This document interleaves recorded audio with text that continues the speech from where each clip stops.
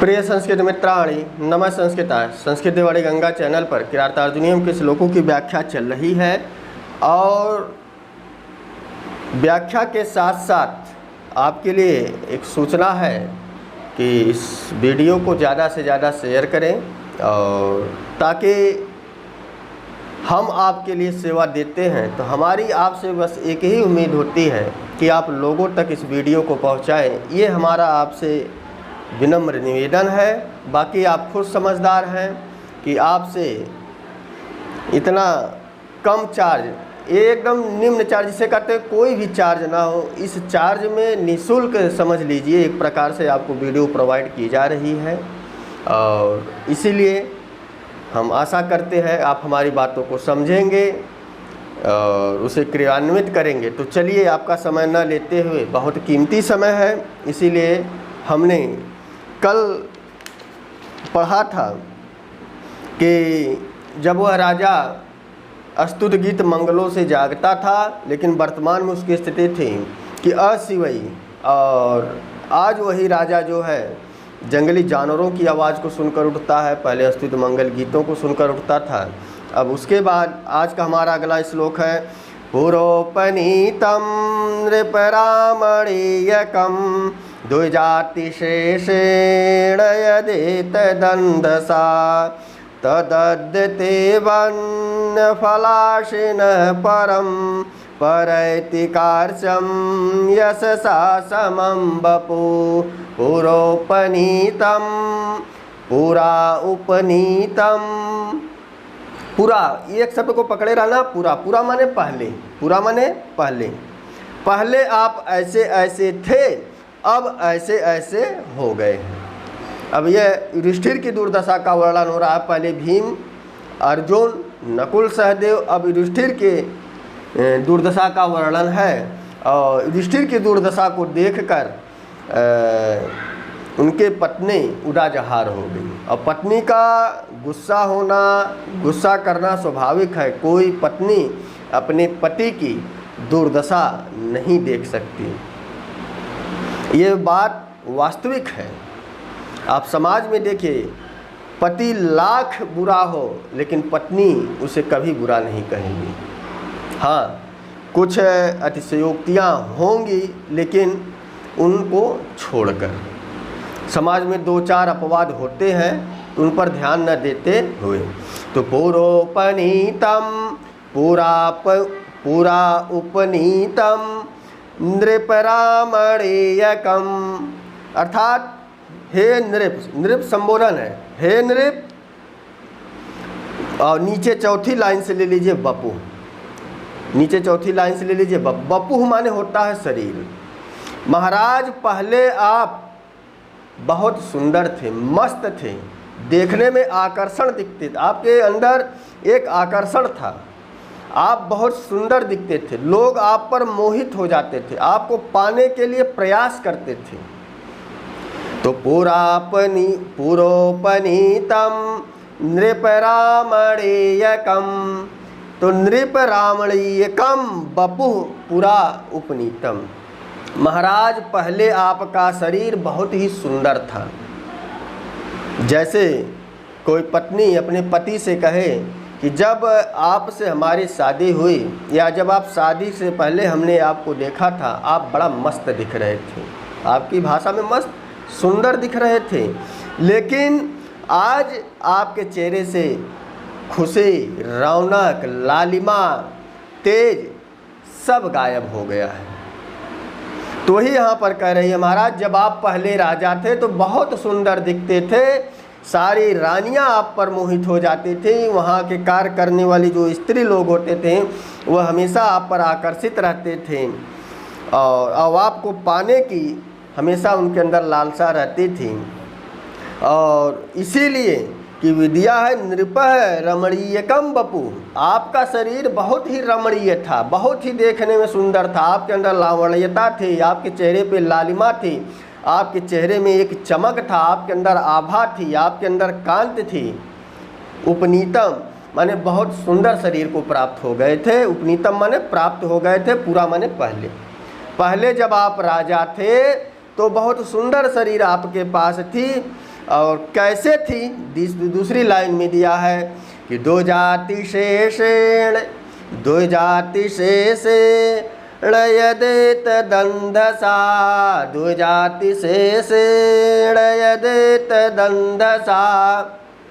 दो जाति अर्थात ब्राह्मण कि पहले आपके राज्य में, आपके महल में, आपके रसोइये में ब्राह्मणों के लिए भोजन बनता था। 200, 400 या 150 ब्राह्मण पहले भोजन कर लेते थे। तो दो जाति शेषेण, और उस ब्राह्मणों से जो शेष आपके रसोइये में भोजन बचता था, उस भोजन को अंधसा माने उस भोजन को खाकर आप सुंदर दिखते थे। अर्थात उस भोजन में ब्राह्मणों का आशीर्वाद होता था और ब्राह्मणों के लिए अच्छे अच्छे पकवान बनते थे। उस पकवान को या उस स्वादिष्ट भोजन को खाकर आप बहुत रमणीय दिखते थे। तो पहले और दूसरी लाइन का अर्थ पहुंच गया कि पुरोपनीतम नृपरामणेयकम दो जाति शेषेण यदेत दंधसा। यदेत माने यत एतद माने यही वह शरीर है कि पहले वह बहुत सुंदर दिखता था। नृपः बपु यत एतत बपु, यत एतत माने जो ये तुम्हारा शरीर है पहले बहुत सुंदर दिखता था। और सुंदर कैसे दिखता था कि दो जाति शेषेण अर्थात ब्राह्मणों के भोजन कराने पर और जो शेष भोजन हमारे रसोइये में बचता था, उस भोजन को खाकर और उस भोजन से जो ब्राह्मण तृप्त होते थे, उनके आशीर्वाद से वह भोजन आपको लगता था, आपको संतुष्टि प्रदान होती थी। इसीलिए आपका शरीर उस समय बहुत सुंदर था, रमणीय था। पूरा पकड़े रहना। पहले उस ब्राह्मणों से बचे हुए भोजन को खाकर आप सुंदर शरीर को प्राप्त हो गए थे पहले। क्लियर हो गया। और दिया है अब कैसी स्थिति है। तदद्यते वन्न फलाशिनः परम परैति कार्श्यम यशसा समं वपु। तदद्य तत अद्य, लेकिन अद्य माने आज। अब क्या है कि वन फलाशिन, अब जंगली फलों को खाकर महाराज पहले आप ब्राह्मणों को जो स्वादिष्ट भोजन बनता था, जो पकवान बनता, उस भोजन को खाकर आप सुंदर और रमणीय शरीर हो गया था, या आपके शरीर आकर्षक दिखती थी, आकर्षण था आपके शरीर में, लालिमा थी, लावण्यता थी। लेकिन आज आपका शरीर क्या है कि वन के फलों को खाकर दिया है कार्श्यम, नीचे दिया है कार्श्यम। तो ते माने वही, ते माने यह वही शरीर अब क्या हो गया है, कार्श्यम माने कृष्णता को, दुर्बलता को, यशसा माने आपका यश भी, समम बपु परैति। लेकिन आज वही शरीर क्या है कि वन के फलों को खा। वन के फलों में क्या मिलेगा, कैथ मिलेगा, जंगली कंदमूल मिलेंगे, जड़ मिलेंगे, बेर मिलेंगे, यही सब तो वन के फल है। तो आज आपका वही शरीर वन के फलों को, कंदमूल को, जड़ आदि को खाकर क्या हो गया है, कार से हो गया है, दुर्बलता को प्राप्त हो गया है। और दुर्बलता के साथ ही साथ आपके अंदर जो यश था, जो कीर्ति थी, वह भी दुर्बल हो गई। वह भी क्या हो गई, दुर्बल हो गई। भाई दुर्बल क्यों नहीं होगा आपका यश, कि जो राजा था आज वह जंगलों में भटक रहा है, जो अच्छे अच्छे पकवानों को खाता था, जो मखमली गद्दों पर सोता था, आज वह जंगल कुसुयुक्त भूमि पर या कुशों से व्याप्त भूमि पर सो रहा है। ये तो आपका यश ही तो कम हुआ। अगर यशवान होते तो कभी आपको राज्य छोड़ने की नौबत नहीं आती। ये द्रौपदी की उलाहना है, अपने पतिदेव को कह रहे महाराज आज आपका शरीर दुर्बल भी हो गया, दुर्बल के साथ साथ यशसा समम, आपका जो यश है ना वह भी दुर्बल हो गया है। कि आप जंगल में जो है कंदमूल खाकर जीवन यापन कर रहे हैं, कैसे आप लोगों का पेट भरता होगा। जितना हम सब भोजन नहीं करते, एक गांव का भोजन तो अकेले भीम कर जाता है, और सब लोग आधे पेट खाकर सो रहे हैं। मखमली बहुमूल्य बिस्तरों पर या मखमली गद्दा गद्दों पर सोने वाले आज कुशयुक्त भूमि पर सो रहे हैं, कुशों से व्याप्त भूमि पर सो रहे हैं। तो यही दिया है, तदद्यते बन्न फलासिनः परम, यहाँ दिया परम, परम कार्यसम, अर्थात आपका शरीर अत्यंत दुर्बल हो गया है। पहले आप जो है 85 किलो के थे, 55 किलो के हो गए हैं। अभी 2-4 साल और अगर वन में रहे तो आप 45 किलो के हो जाएंगे। ये हमारा भाव है, इस श्लोक में नहीं लिखा है कि 85 के थे कि 55 थे, एक समझाने का तरीका है। तो परम कार्य समय से आपका यश भी बहुत नीचे गिर गया और आपका शरीर भी बहुत दुर्बल हो गया।